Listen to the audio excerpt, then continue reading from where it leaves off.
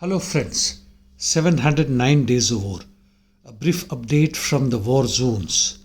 In southern war zone on Kherson front, Krinky no changes. Zaporizhia Orikhu direction, west and southwest of Rabatino and west of Verbov, battle continues. Ukrainian counter-attack towards northwest of Verbov in forest plantations brought some gains for them. Towards Rimivki salient, Russian army has been advancing north of Pryutne since last few days, and west of Staromayorsky positional battle continues. In north, towards Kupian-Swato direction, Russian army advanced west and southwest of Avdiivka. Heavy battles continue for Kislovka and Berestovka.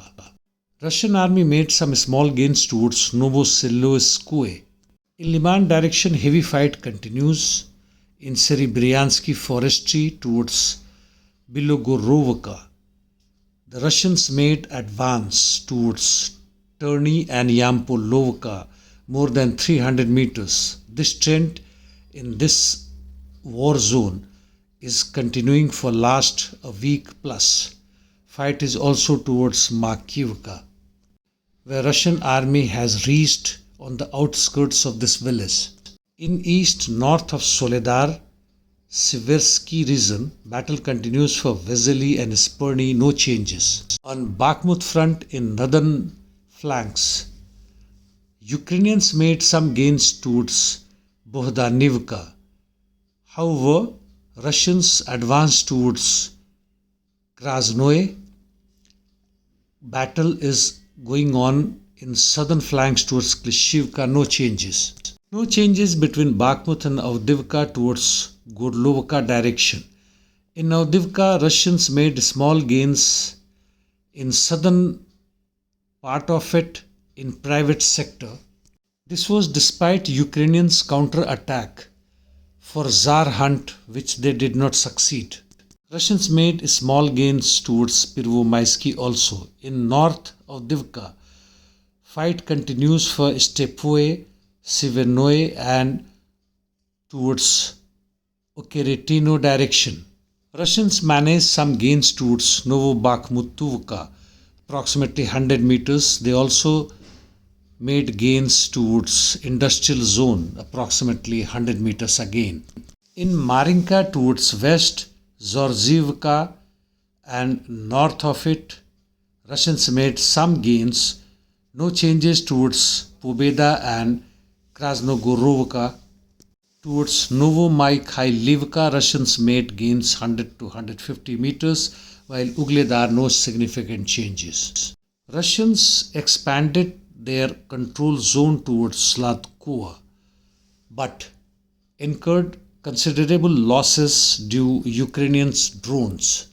Interdiction missions. Ukrainian formations launched attack on Crimean Peninsula in waves, starting from 31st January. More than 4 Sukhois variants and MiG-29s participated.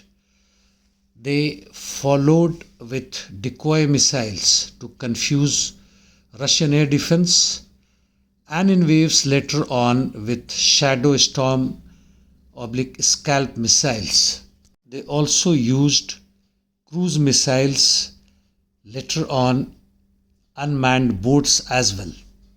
Most of their attacks were neutralized. Nonetheless, they were able to hit one Russian warship which finally sunk. Russians are continuing choosing and attacking their targets in Konstantinovka, Dnipropetrovsk, Poltava, right bank of Dnieper River in Kherson and other places. War of attrition from both the sides are quite heavy. Palestine Israel Middle East. In North Gaza, IDF tried fresh offensive operation in north of Gaza, but no changes due Hamas counterattacks.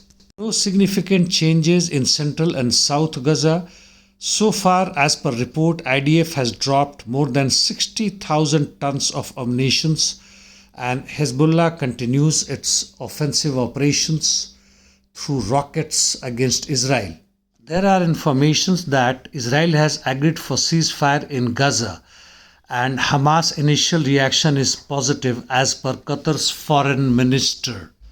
Israel has internally released 114 political prisoners, probably as a sign of goodwill. In the meantime, Houthis launched another attacks on civil ships, this time heading towards Suez Canal. And second ship was hit approximately 100 kilometers from Al Hodada, the Yemen seaport. In European Union summit, 27 states finally agreed to allocate 50 billion euros to Ukraine by the end of 2028. Zelensky thanked them and asked for more. Hundreds of tractors have already arrived at European Parliament.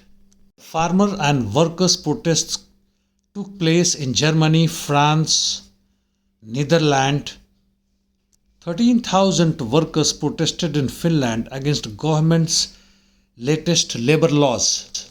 In the meantime, UK's Foreign Secretary David Cameron met with Rashid Al-Alimi, head of Yemen's Presidential Leadership Council, who showed his concern about the arms to Houthis. There are informations that many US companies like McDonald's, Coca-Cola are using prisoners' labor power as they are cheap and most importantly they do not have any labor rights or unions to resist their deep exploitations. Well, capital needs your labor power to grow, and that's all from my side for the day, friends. See you tomorrow. Thank you.